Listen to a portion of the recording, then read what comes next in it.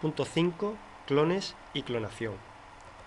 Hay que diferenciar el uso de la palabra clonación en distintos contextos de la biología.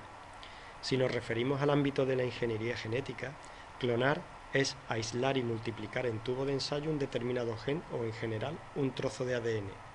Sin embargo, Dolly no es producto de ingeniería genética. En el contexto que vamos a ver en este punto, clonar significa obtener uno o varios individuos a partir de una célula somática o de un núcleo de otro individuo, de modo que los individuos clonados son idénticos o casi idénticos al original. En los animales superiores, la única forma de reproducción es la sexual, por la que dos células germinales o gametos, óvulo y espermatozoide, se unen formando un cigoto o huevo, que se desarrollará hasta dar el individuo adulto. La reproducción sexual fue un invento evolutivo que garantiza que en cada generación de una especie van a aparecer nuevas combinaciones de genes en la descendencia, que posteriormente será sometida a la dura prueba de la selección y otros mecanismos evolutivos. Las células de un animal proceden, en última instancia, de la división repetida y diferenciación del cigoto. Las células somáticas que constituyen los tejidos del animal adulto han recorrido un largo camino sin retorno, de modo que, a diferencia de las células de las primeras fases del embrión, han perdido la capacidad de generar nuevos individuos y cada tipo se ha especializado en una función distinta. El primer experimento de clonación en vertebrados fue el realizado por Briggs y King en 1952 con ranas. En los años 70, Gurdon logró colecciones de sapos de espuela idénticos a base de insertar núcleos de células de fases larvarias tempranas en óvulos a los que se había despojado de sus correspondientes núcleos. Pero el experimento fracasa si se usan como células donadoras las de ranas adultas. En años sucesivos se fueron obteniendo mamíferos clónicos, pero solo a partir de células embrionarias muy tempranas, debido a que aún no han entrado en diferenciación y por lo tanto poseen la propiedad de pluripotencial, es decir, pueden dar lugar a cualquier tipo celular de ese individuo. Hasta que el 5 de julio de 1996, el equipo de Ian Wilmut del Instituto Roslin de Edimburgo comunicó que habían logrado una oveja por clonación a partir de una célula diferenciada de un adulto.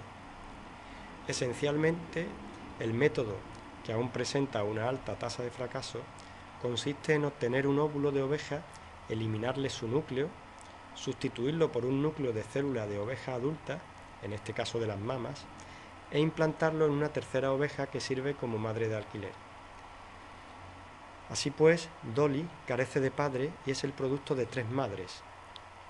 La donadora del óvulo contribuye con el citoplasma, que contiene además mitocondrias que llevan un poco de material genético, la donadora del núcleo, que es la que aporta la inmensa mayoría del ADN, y la que parió, que genéticamente no aporta nada.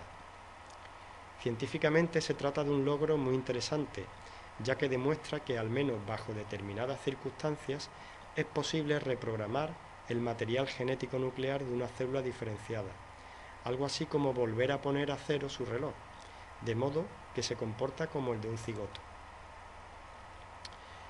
El proceso de clonación tiene la intención de lograr lo que hacen de modo natural los dos núcleos del espermatozoide y el óvulo en el ovocito recién fertilizado. Cuando entra el espermatozoide, este se encuentra en fase G0, mientras que el ovocito está en la segunda metafase meiótica. El espermatozoide activa al óvulo, que termina su segunda división meiótica, dando dos células haploides, de las cuales una de ellas, el cuerpo polar, se elimina, obteniéndose finalmente una célula cigoto con dos núcleos haploides. A continuación, se sincronizan ambos núcleos, ingresando al mismo tiempo en la fase S, duplicación del ADN.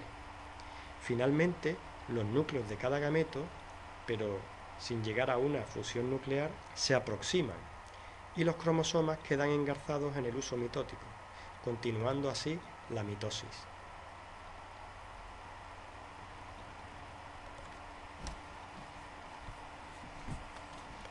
Pues bien, la clonación reproductiva y la clonación terapéutica tienen los siguientes pasos.